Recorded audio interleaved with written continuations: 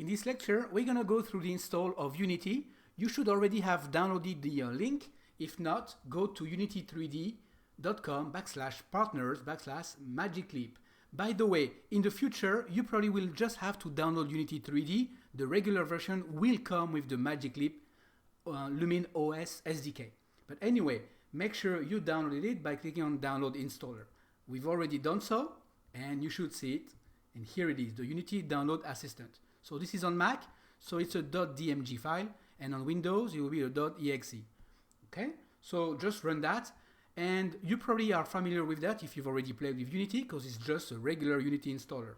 So double click on the assistant and go through the assistant. Now you will see that this version is a bit of a subset of a regular one, and it comes with way less components. Let me show you. As you can see, comes with the Unity, the Magic Leap version, and the Visual Studio for Mac, and you can also install the documentation. I'm not going to install that to save time. Click on Continue. By the way, the documentation is online too, so it's not that much of a big deal. All right, click on Continue and get ready to go through the install.